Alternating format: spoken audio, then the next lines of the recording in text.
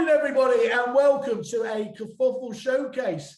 Particularly interested in this one because we have here the wonderful Matt Goddard of Reapit. How are you, Matt? I'm very well, thanks, Whaley. I'm not going to call you Simon like last time. We'll stick to our terms. I was going to avoid saying that light's rebounding off your head, but if we're going down those, it's deteriorating already. Polished it specifically for you this morning. Lovely. Well, I've worn a tank top for you, which is the first time I've done it, and it's this level of professionalism that you get from us. I thought that was your sports bra. Yeah, enough about that. Okay, Matt. Look, Reapit's an institution, obviously out there. But what we're trying to do today is we want to talk about, for people that haven't heard of you, those few people that are out there, and also critically to talk about what's different about Reapit, obviously, to the business that's been going, 15, 20 years and everything else. So today is the title is The Scoop on Reapit. But what we want to really just kick off with is, could you just give us a bit of your background more than anything, so that we understand, obviously, when you joined Reapit, obviously those wonderful years ago when I was there. Yeah, terrifyingly, it was 8.5 years ago that I'm coming up on 9 that I actually joined Reapit. Time's obviously flashed by, and I think I first met you way back in 2011 at the Estate Agent of the Year Awards, where me and my old team at Foxton's just won gold in the Property Management of the Year and category, and someone sort of squatted down next to our table and said, Matt Goddard. Yes. And he said, Simon Well, Reapit, recognise you from LinkedIn. I think we followed that up with, can we grab a beer in the bar afterwards? And I got a lot of cat calls and wolf whistles, and we did go for that beer. I think everyone's gone through, many people will recognise that terrifying moment when this Mr. Tumble-esque character has stalked the hell out of them. I'll always remember the day, though, when we did come in to see you, and we showed you, obviously, we were trying to show you the software, and you showed us what you were about, and I was like, oh, this is pretty impressive. But anyway, this is since then, things have obviously changed a lot. I suppose, what would you say, if you feel like it has been the main difference in that time from when you first joined the business? What would you describe as the biggest changes in the product itself, RPS itself? I think there's a couple of significant ones for me. Firstly is when I joined all that time ago, and you were saying, Reapit doesn't do lettings, and then that was very much, even though you touted it as that was why you're coming in to see me at Foxton's and to try to sell your lettings product. And actually joining, discovering that Reapit did do lettings and did it very well, but actually, and we've had this conversation over the years, it did lettings very well, it did property management. The piece that was missing from the puzzle was that there was no client accounts, and you were obviously going into certain pitches, and as you sales guys do, you lose the pitch for whatever reason, and it's, well, we don't do lettings. Yeah. And actually, that was client accounts, and we had a vast majority of our clients, even back then, using us for lettings front end, property management. But at that point, there was only 500 tenancies live using us for client accounts. And obviously over the subsequent years, as I came on board and we built up that client accounts team specifically, and to this day, it's still definitely the mandate of people experienced in client accounts. Yeah. It's the one area of the business, obviously, where the people who do that job are living and breathing it. They're doing the 9 hours a day, 5 days a week. They know the system a lot of time better than the actual software providers. And that was very much where we focused. And we've grown over that time to, we're well over 200,000 live tenancies now, processing over 54 million in just card payments, 5.4 billion, I think it is, in client accounts at the moment. So very significantly a client accounts product. And as you know, it's a single product for sales, lettings, property management, client accounts, new homes, commercial, international, but all from within that one product. So that's quite a significant one. I'd say the other. Just on that, Matt, do you think that's still the secret sauce elements, a large degree, having that combined package? Because we're obviously asked here at Kerfuffle a lot of the time to talk about, different packages, CRM packages would you survive, and obviously you have to go into a consultative approach. And what becomes very, very, very clear quite quickly is, if somebody, as so many are asking for that combined package to take advantage of the referrals between departments and the joined up approach there, the number becomes, it becomes very small very quickly, doesn't it, in terms of capability to be able to offer both sales, lettings and client accounts in one system.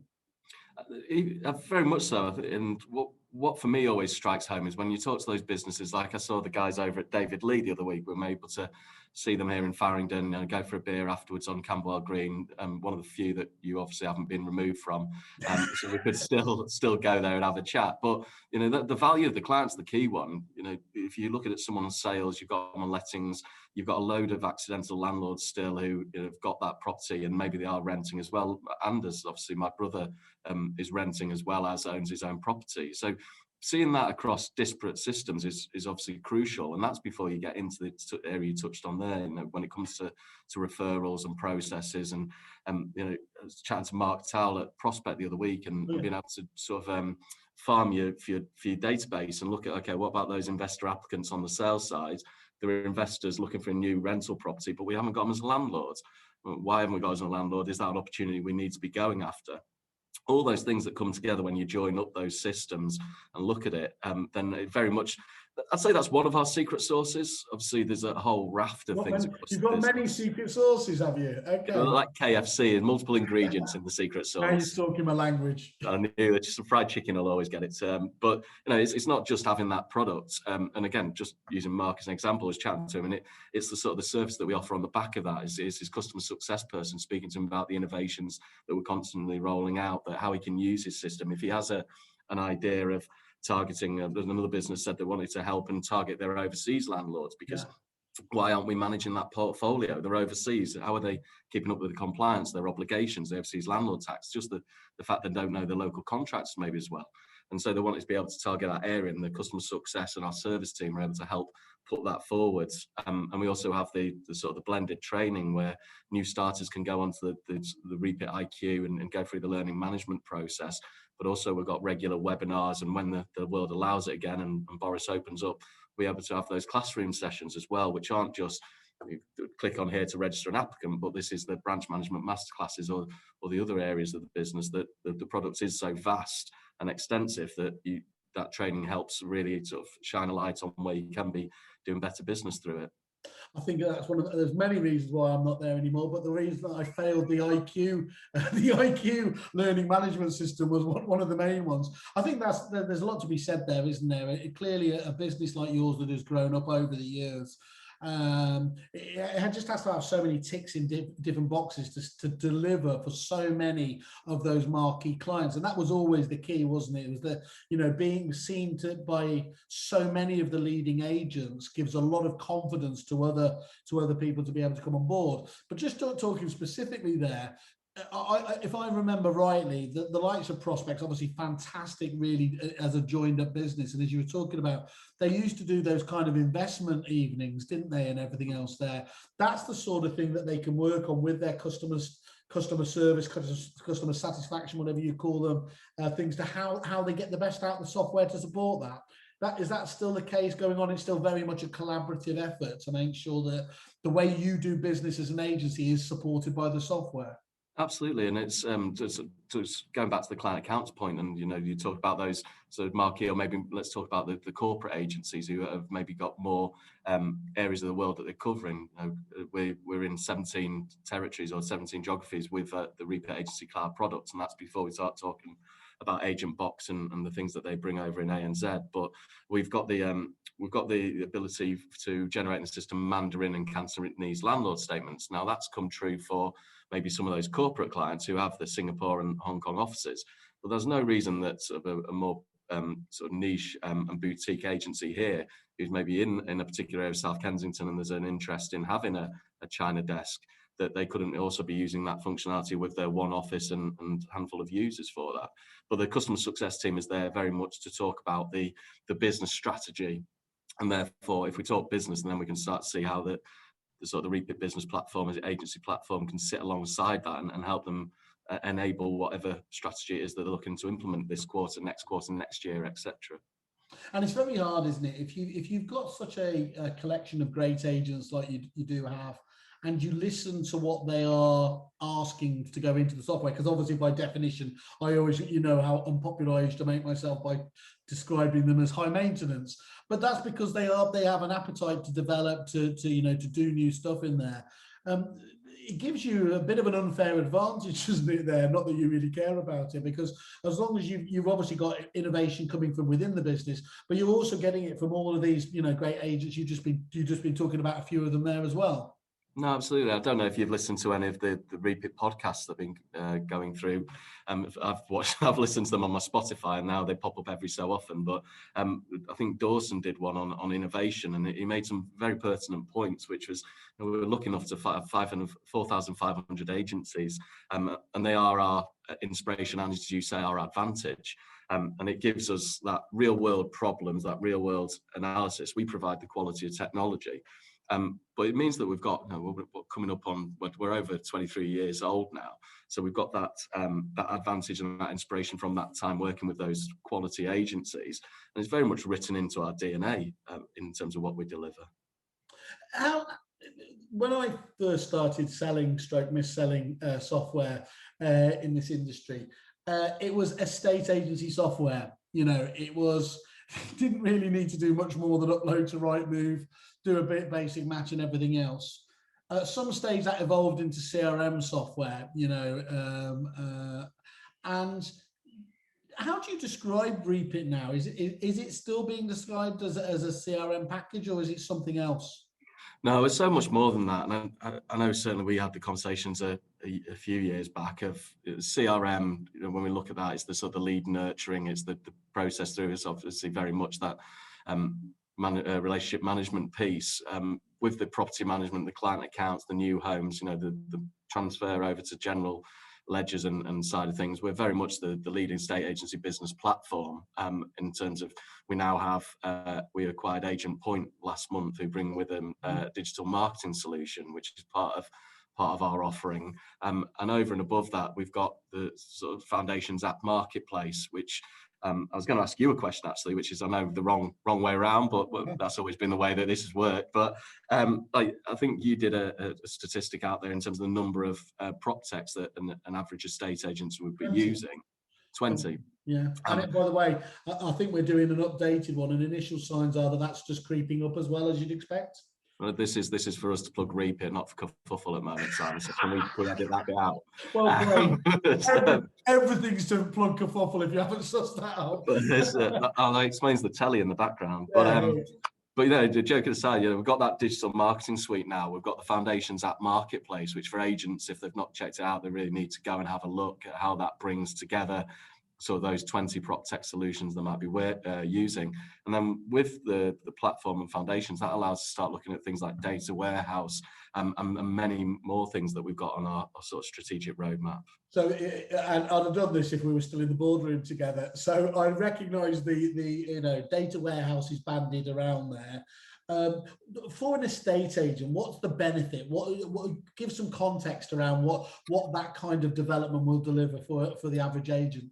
So data warehouse, if I'm categorical on this, or even blunt, it will only be relevant to maybe the top 10% of corporate agencies where they've got data scientists and that sort of thing, where they can go off and produce research papers like Lucian does over at Savills. Yeah. However, the technology that sits behind that will enable us to have much more astute, more insights in terms of the analytics and the reporting that agents need, and for also, importantly, to take that mobile to be able to go out and about and have it as and when you need it. So really, it's that insights layer that we've had and we've always produced, but this will be sort of the next level of that.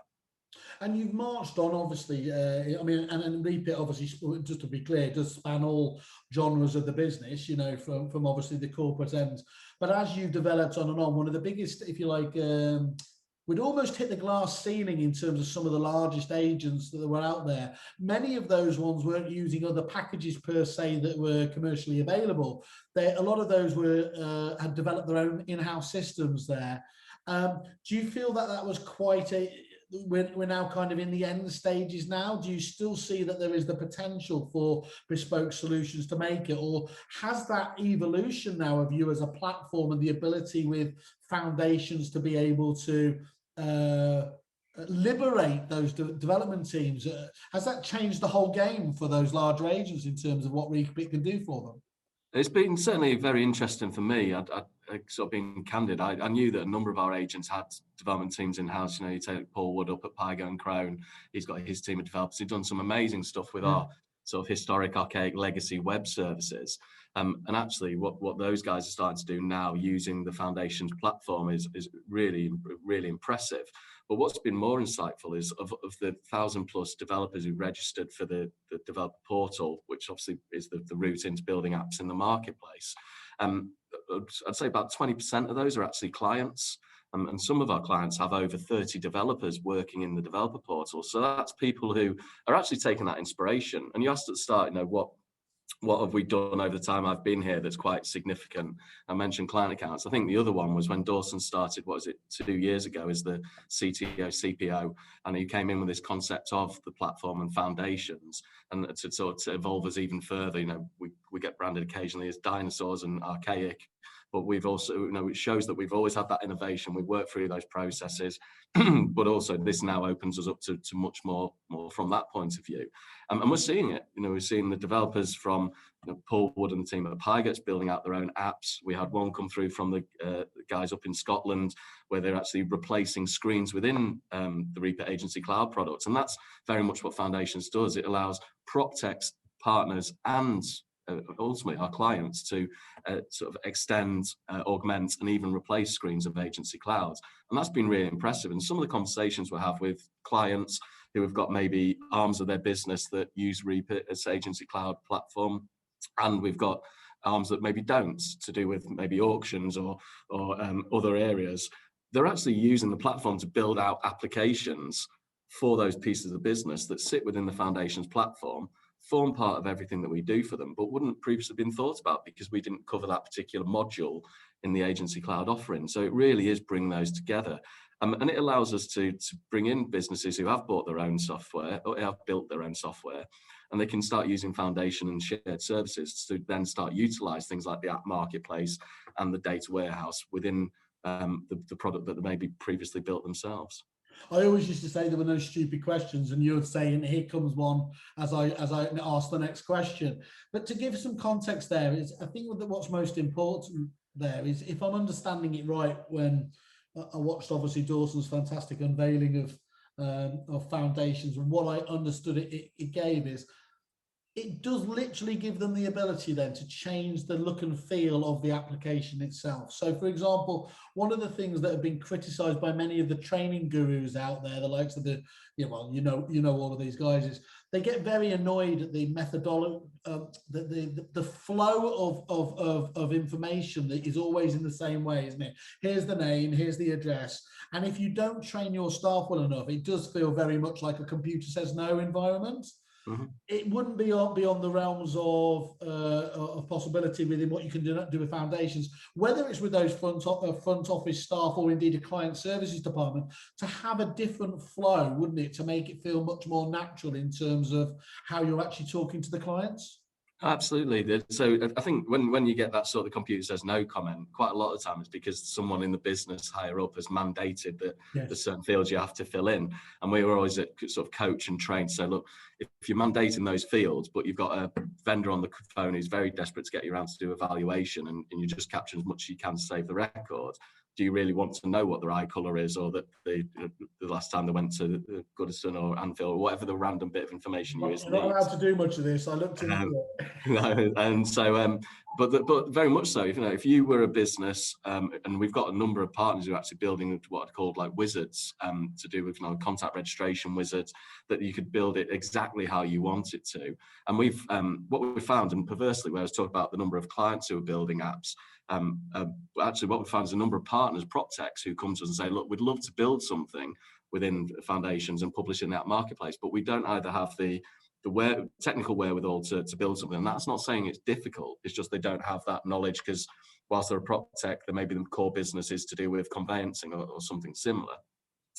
Or they say we just don't have capacity. So we actually have a list of development houses, a bit like Salesforce's Trailblazers, where we can say, look, these 10 businesses have already built products for X, Y, and Z. You're welcome to go off and speak to them. And they're actually helping PropTechs and customers build those things out. So you could say, actually, when I register a contact, I want it to go through this flow. you build that app, you can publish it for yourself, and that's just for your business, or you can do what sort of the likes of Kai with his area products, or Mike Nettleton with what he's building out. It might be something you feel, actually, I'm going to publish this for the wider market as well, rather than just keeping it as the secret sauce for my own business. So how is this whole thing, which obviously is hugely exciting and liberates all of these great ideas, but where does that leave you as an innovator in your own right? You know, so what now influences the product design, the roadmap? You know, how do you shape those products around what agents want most when they have this ability to almost take it on themselves? We still have that collective consensus, as I mentioned previously. Now, we've got that 4,500 agencies who are our inspiration and our advantage. What it allows us to do is open our shoulders. You know for a fact from the 20 prospects you just cited and the number of companies that used to approach us here, we were as development resources as anyone else constrained, that you couldn't do an integration for everyone. What we've allowed partners to do is say, look, there it is. It's the developer portal. Anyone can sign up to it. Anyone can start building something. You can publish it in the marketplace. And what that allows us to do is actually say, what do we want strategically? What is the consensus across all of those agencies? Where do we want to take the product next? And also to build out that visible roadmap so we can be transparent. So we can say to clients, look, this is what we're aiming to do in this quarter, next quarter, this year, next year, and actually start to move and be much more transparent on that side. And I think that's where we used to get caught out, wasn't it? It was we tried to be too open, we'd misjudge in terms of that kind of the delivery on that, and you do it for the best of reasons, wouldn't you? But actually, some of that stuff can be. How do you stop yourself getting caught out by trying to be open? But then, obviously, as it's only when you get into a project that you might find out that it is going to take longer. Do you have to just at that stage be honest and hold your hands up and say, look, this is going to take longer than we think? Or are there ways that you can mitigate that whole timeline sort of laying it out? It obviously depends on the size of the task you're taking on. If you're doing something maybe quite small, maybe like we did a while back when we did the Adobe signature integration, that's quite a small bit of work that you can talk, maybe this is going to aim to deliver it in this quarter. But if you're going to go out and build something completely new, let's say, I don't know, block management, that's almost a product in its own right, isn't it? So you can't be saying, look, that's going to be this quarter. But like we've always done, when we're looking at these things and when we're talking about what we want to build and are going to build, we engage with the customers who've raised that point or raised that comment. This is something we did. So a little while back, I'll say a little while back, this one, it scares me, maybe 5 years ago, we looked at renewals management, and we had renewals and it really was working well. But what we wanted to do was have the renewals progression piece in line with what we did around tenancy progression, so that those renewals teams or the individual doing renewals in those businesses could track that piece of business. And it's very much, as you know, a sales funnel like any others.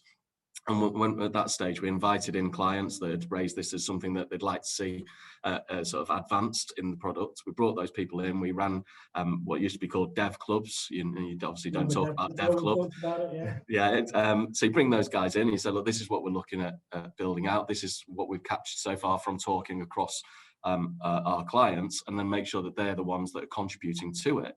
And the same is true when we did the sort of book of view and book evaluation product, which I know obviously you tried to sell to certain people, of saying that this is what we think. And then it might have been Lyndon down at Bradley's or whoever had come into that session. So, well, actually, no, for book of viewing, it's not going to work for book evaluation for these reasons. And it might be book evaluation, it might be safety, because a viewing is obviously not something you've captured their actual home on. But it's very much about getting that feedback, getting that inspiration and hearing from the clients that allows us to say that's an area that we now want to start sort of building out and advancing. And open APIs and whatever the things, the ways of getting into the database aren't new. And I think there has been a shift just in terms of all CRMs from going from those gated communities. These are the only, that Apple-esque kind of approach there. What's so different about the way that Foundations has been developed in comparison to what, as I just said there, an open API? So open APIs is just one small part of Foundations for us. As you say, they've been around a while. Foundations has enabled that, and it does mean that we can have now what we call integrations, which is that API.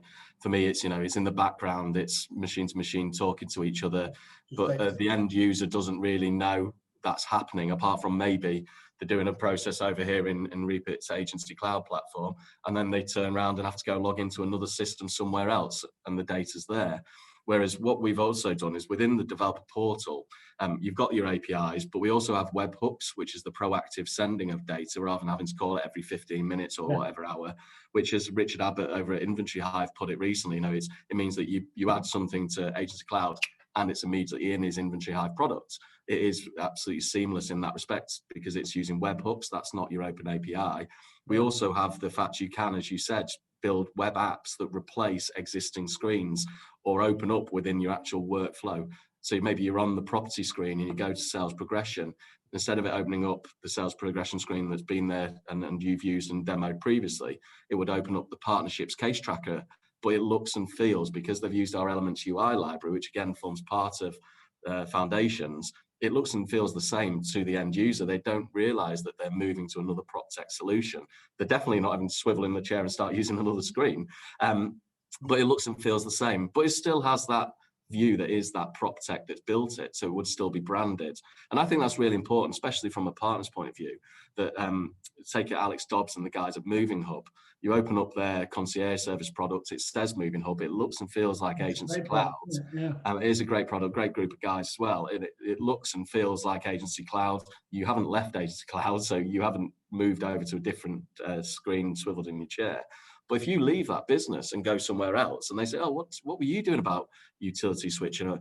If it's API and it's behind the scenes, you don't maybe know, because it just used to happen. Whereas, we had opened the screen on our system, it did say Moving Hub, and that's quite compelling for partners, because it does allow you to, as we know, people who left clients using Reapit and went elsewhere, they would always come to you and say, "Can we have it?" To be honest, Matt, it's brilliantly sneaky. I applaud it. It's a nice way of doing it, and it does matter, doesn't it? Because actually, one of the biggest problems you've got out there is still the intransigence of people understanding that moving a CRM system perceived is a big issue there. So they know they have to do it, but it gets kicked into the long grass for a long time. Nothing better than having staff members there that say, "Come on, guys. This product is chalk and cheese compared to the one we've got," and Foundations will kick that on a pace, won't it? In terms of that, we had Raj on together, didn't we, when we spoke about your partnership deal from Fixflow, another fantastic, obviously, business there, and he spoke about how if it can be enjoyable, how enjoyable the process was, just in terms of getting the dev teams together, all the support that you get on board. Is that very much the feedback you're getting from this first iteration, this first wave of Foundation suppliers? Absolutely, it's not without its challenges, don't get me wrong. When we launched Foundations, it went live with all our sort of enterprise clients in December of last year.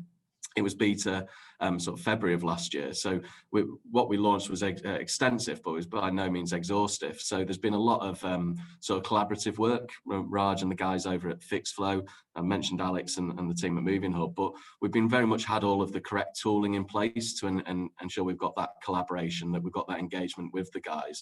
And so that if someone does say, we'd like this piece of this, going back to your open API, this endpoint in the API that doesn't exist at the moment, we have live chat on the developer portal so they can talk to each other. It gets logged in our roadmap, and those partners and those clients as well who are asking the questions, they can track that ticket through, and then when they see it get completed, they know it's now live in the API and can start using it. And that was obviously, as you say, the feedback from Rajiv was great, and we're seeing that every hour of every day during what we're doing with the developer portal and the partners that are working on that. I think we've seen a shift, haven't we? I mean, let's be honest, because of that, just that almost existential threat, as it felt like, where was an opportunity to integrate with these businesses. As we said, we couldn't just keep doing 1,000 hard-coded developments and everything else. And it could lead to a little bit of a sort of, I don't want to say deliberate arrogance, but it was just like, we're just trying to keep our heads down to keep everything going on here. What I'm definitely seeing as a shift now is because you created this toolkit, this platform to enable that, actually it is becoming much more collaborative again, whereas the suppliers used to take pot shots as the CRMs as holding their businesses back.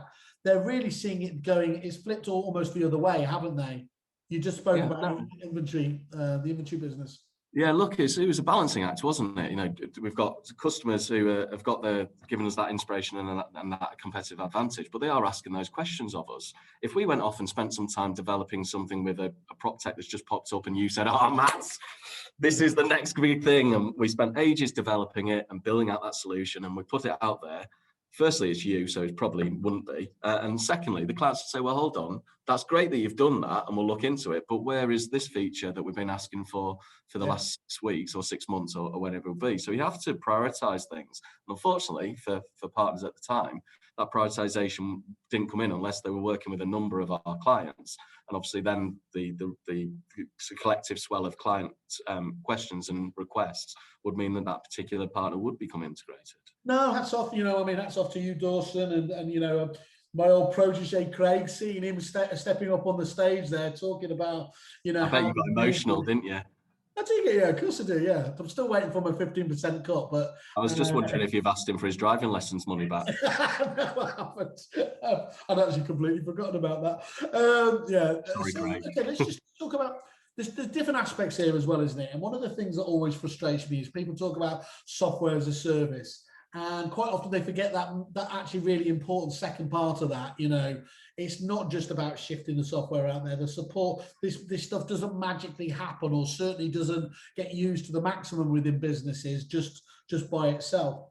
So good support across that whole customer journey is absolutely vital there. But beyond obviously the solidity of RPS, the Reapit software itself, how else does Reapit go around supporting its clients go the extra mile in terms of that kind of customer success journey? So for us, or for me rather, the first-class customer experience comes from sort of several areas. It's your day-to-day support. Ultimately, you're calling because something's wrong. It's either there's a how do I question, or you want something changing. So you need to be first class in that situation. But then it's the sort of the customer success team. We touched on it earlier, and in terms of if you've got a business strategy, and whether it's the corporates who've got something they want to enable in maybe their Germany operation, or it's at the sort of the enterprise level where someone's targeting those overseas landlords that we touched on earlier. Look, we're engaged with those businesses. Say, look, what are you doing as a business? And therefore, we can talk about how we can help tailor not just the products and the solutions, but also maybe the training package. If you are bringing in an extra service that you haven't dealt with before, let's say it's a particular business recently brought back on in-house property management and client accounts because they felt they could do a better service. They realised that if you're dealing with a landlord because the landlord's calling about the fact that there's money outstanding or because there's a renewal due, that you as a customer, as a business, as an agency, you want to be speaking to that landlord because you're building that relationship. You don't want that outsourced necessarily to a third party. So why not bring it in-house? And if they haven't done that before, asking about what the process is, how can I build my portfolio? I've not really done lettings before, but it's something I'm looking at now. That's where our customer success team comes in. We talked about the training side of things, and then how we can have the blended learning, so your new starters don't need to wait for a particular training course. They can do the online Reapit IQ, got those webinars. But it's not just product training. As I mentioned, we've got things like the branch management masterclass, and over and above that, we're also making sure that through those regular sessions, through those meetings, not only are we taking the feedback from those clients and building that into, as touched on, the innovation and the product strategy, but also that we're highlighting things that we are doing for them. And it's not just that you get a set of release notes through in your email that you delete or park or whatever else, but actually this has come along. And the reason we've done this is because this was the feedback that we're getting around a particular area of the system. This is how it helps you as a business. And by doing this, we're going to give you efficiency or productivity or whatever it might be. And so it's that ongoing engagement that obviously helps everybody go through. And that's been followed through, and the same true when we things like Agent Point and their digital marketing now, or within that app marketplace. We have regular sessions with our product marketing team on new partners going live in the app marketplace and how that works. Okay, and we spoke about there this intransigence issue. The how do you encourage somebody to change? And I think one of the biggest parts of that, isn't it, is that just makes agents go cold is the data migration process. That concept that they're going to lose a large degree of the data that they move across from their legacy packages, or indeed just other packages there. How strong can you be? I mean, I know this was always, when we were there, it was people couldn't believe the amount of time and attention that we went to it. But would it be too much to say, can you claim 100% success, 100% data migration success rate? Or just can you give us a bit of context around how you deal with that very important thing? Because without that, you're not going to get off to the right start, are you? No, absolutely. And obviously coming from my previous life, it wasn't something I'd dealt with. We'd moved our property management systems off Viva and into Boss, so we dealt with that. But it was only when I started working here that I realised just what a USP it was. And you obviously go through the war stories as you and I have done so, and you hear, oh, I'm not willing to move systems again because when we moved to X, we had an absolute nightmare and we lost, what was the example? We lost all our landlord statements was one that you and I dealt with in Worcester. Sort of hearing those and then so like, look, this is where it is. So it's definitely our USP in that respect. And yes, it is 100% of the data, but I would say it's 100% of the data that the client wants to migrate. Okay. What we don't want to do is bring across a load of rubbish in, rubbish out. You don't want rubbish. Precisely. There's no point doing, as Mark Towell says, farming and finding all these extra leads. It actually, those leads have got incorrect phone numbers or they're from some spurious source that maybe someone had at a previous point. So the point with our conversions is that you close down business, let's say on the Friday, and you walk in on the Monday morning and that appointment you booked last thing on Friday with Simon Well to do evaluation. I'm not going to say your address out on the podcast, but somewhere in Manchester, no longer Stockport. Everyone knows pretty much. Every week it goes out on some post. But you see, like Boris Johnson's mobile, aren't you? But you ultimately have you walk in on the Monday morning and those appointments are still there. Those notes that you made, those follow-ups you knew you needed to make, that data's there. You get straight back on with doing your job. And we have a regimented process that comes through from the likes of Jazz Clear and our projects team, who again been with us a long time and worked through these processes, where we make it as painless as possible for the customers. We do the majority of the liaison with the previous system to get that data across, and our conversion tools are comprehensive. We make that process, and it's iterative as well. These are things that you want to bring across. Where do you want to bring them across? Okay, well, we'll run that through for you. We'll now give it back to you so you can look at it and say, well, actually, sorry, that bit of data we've wanted to migrate there, actually, that's in the wrong place. And we go through that process to make sure that when you then do that conversion on the weekend of go live, that you walk in knowing full well exactly how it's going to look because we've taken you through that process. It's a massive benefit, though, isn't it, when it's done right there? Because those people, well, everyone wants to be nurturing those past clients. Josh Fegan will tell you, you've got enough business locked away in that database. That you don't even need to consider looking for new stuff if it's done correctly. So to be able to get those in there and to be able to nurture them is a massive plus if it's done right. Absolutely, and it's particularly for us, and you said, is it your secret sauce? But because we are that combined system, if we're bringing people from 1, 2, or even 3 systems, we've seen it before, haven't we? We bring some people on sales, you've got front office lettings, then you've got prop man and accounts. You bring those 3 businesses together, you bring together those contacts, and you see that real value of it. The one anecdote that always sticks in my mind is when, I think it's a couple of weeks after I started, and we merged 2 systems, sales and lettings, and we're sort of doing the ring rounds on the Monday morning, how's everything gone, any standouts, etc. And someone in Oxford said, oh, I've got a massive problem. This particular tenant or applicant who's looking for a £200 a week rental, it says here they've got a £50 million property in Cambridge and a portfolio of properties in London. That's wrong. And so obviously panicking, we rang around them all and checked with the London offices. No, they're definitely one of our landlords. We called the office that had sold the £15 million property. No, they definitely bought this from us, and we're talking to them on an ongoing basis. And suddenly that £200 a week rental in Oxford or Cambridge became very important to that person because they realised the impact of the entire business, not just them in their own little fiefdom. And just to go back to it, Josh Fegan talked about the 4-dimensional client. There's a perfect illustration of this. A lot of the business just didn't even know the multi-touch points they have with these offices. So it almost becomes bigger than the sum of the parts, doesn't it? That with multi, and this is why it's no surprise that it is pretty much become one of the de facto choices for the multi-office agencies. That ability to concentrate and to simplify those really quite complex relationships pays massive dividends, doesn't it, when you look at it like that? Yeah, absolutely. So going back to it again, and because you deal with so many of the blue chips, it's been described many different times. I think when we were won many of the Supplier of the Year awards, described as the Rolls Royce of state agency CRM. So my rather cheeky question is, does it come with a Rolls-Royce price tag as well? It's I think we are the Rolls Royce of estate agency, or you know, one that maybe hits a bit closer to home for you. You know, the Stella Artois. Yes, it's not the cheapest. Wife beater. Is that yeah. Reassuringly expensive, Simon. I was gonna put some sort of expensive gin and tonic in there for you, but you know, I'm not a gin and tonic fan. But no, certainly not the cheapest. But if you consider the processes, the tech powers the process of the backbone of the agency. You know, it's multiple factored, multiple faceted, and it's like, really, do you want that backbone of your agency to be just lightweight and not ticking all the boxes? And you've got that innovation guaranteed that we keep driving forward from being across all of those disparate parts of a business.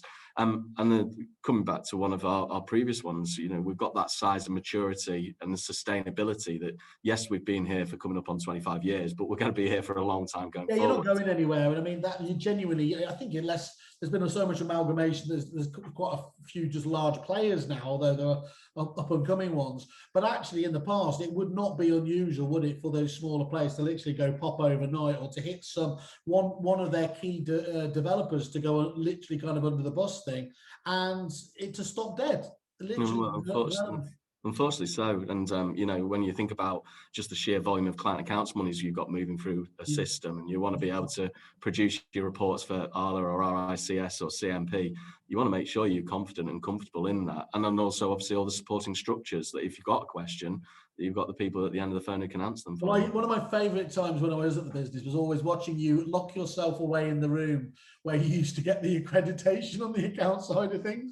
So you used to sit there with just hundreds and hundreds of pages, didn't you, going through the relevant checks, because of course, I think because we understood we were coming to at least the accounts part later, we knew that to be taken seriously, we had to just be held to a higher standard.